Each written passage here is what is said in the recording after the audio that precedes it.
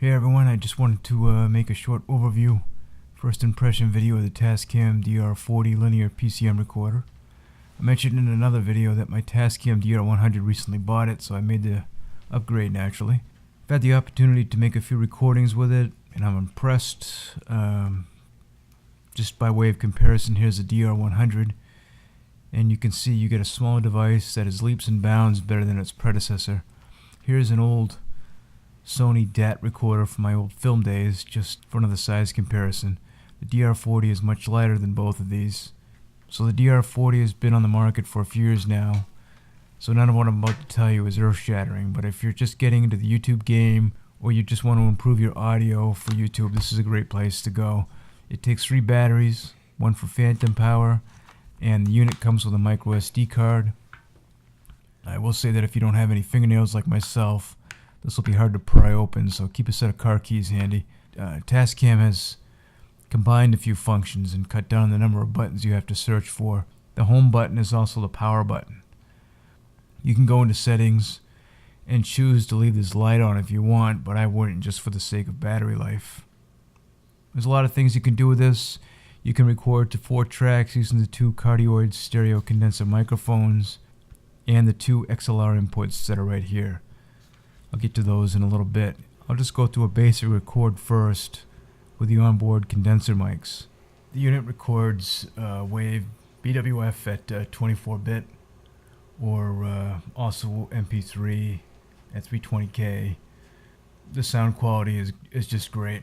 At least listening through the headphones, it sounded great. What you want to do is you hit record and it'll flash at you telling you that it's in standby. It doesn't actually start recording until you hit play or record again. And once this red light around record is solid like it is now, that's when you know you're recording. Set your input volume located right here on the side to where it's hitting the diamond on the meters right here. In fact, you should do that in standby mode, but you can also adjust simply on the fly if you had to. Here's a little something you should probably do for potential sync issues. Go into your record menu and set 16-bit depth and at a 48 sample rate. You want to switch that from 44 because video usually is at 48. I don't know, you might run into sync issues, but I've always recorded it this way. It's the first thing that I've switched whenever I use a PCM recorder. One really nice feature on this recorder, especially if you're out amongst a crowd, is that this device will record in what they call dual mode, which is it'll record another track beneath the master track from minus 12 dB to minus 6 dB if you want. This way you have a track that's recorded at a lower level, just in case there are any surprises once you've set your levels. You wouldn't have to go searching through your editor and trying to figure out how you're going to save a recording. You'll have another recording recorded at a lower level. So it'll save a few headaches. You can also set the mic pattern from XY like it is right now for like voiceovers or say a speaker at a public meeting. Or you can flip them out to AB for a wider pattern to catch the crowd snoring or just for some wild sound. So back to the XLR inputs. Locking XLR inputs. These are combo jacks for either XLR or a 1/4 inch should you want to plug an instrument or something into it. If you plug in another condenser microphone into one of these, just remember to use the phantom power function right here on the side, but just make sure you switch that on after you plug the mic in. The screen will also ask you if you want to go to phantom power or not, in case you hit that switch accidentally. Something else newcomers get confused by is this hold button.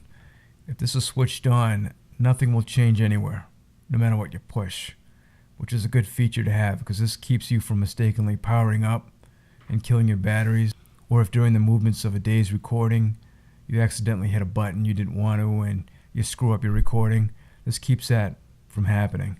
There's also a peak function, which is extremely useful for those who don't want to be constantly writing the levels. What happens is the function will automatically lower the level when sounds go over the optimal level. I don't really set my levels to be auto, but this red light will indicate if you are peaking or not. Other features I'll quickly go over here is a low cut filter to cut out the annoying bass sound that maybe you might hear like through a rumbling through a house for a construction site nearby, or just like your furnace coming on. This will eliminate that. but keep that off if nothing like that is happening. There's also a pre-record function that gives you a record before you record 2 seconds ahead of time in case you miss a cue from someone. That's kind of a neat feature. There's also a back speaker. In case you don't have a set of headphones on you can verify real quickly if you recorded anything. It's not the greatest speaker in the world, it's just for verification. On the side you have dual mode, which records a second copy of your performance. We went over that, up to -12 dB. Overdubbing with a stereo file. It's kind of cool. It records a stereo track over an existing stereo file. And you also have 4-channel mode for recording all mics. I forgot to mention the record modes here are interior for the condenser mics, the exterior 1 and 2, and independent control for 2 different mics. It's nice to have the independent control over 2 different mics.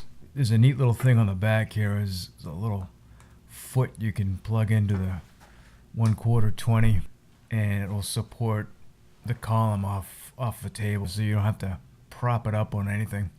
There's a few things I didn't touch on for brevity's sake. There's even a little mixer in here, which is kind of cool. I highly recommend this device. It costs about $180, which is pricey, but it's about $100 cheaper than its closest competitor, I think. You get a lot of features for the money. I was a little disappointed we didn't get a windscreen with it. I think the old one came with a windscreen, although I don't know where it is right now. I think for the money, you could stand to do a lot worse.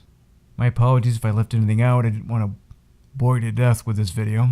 Too late, but that's what the manual's for. Anyway, I'll talk to you in a bit. Later.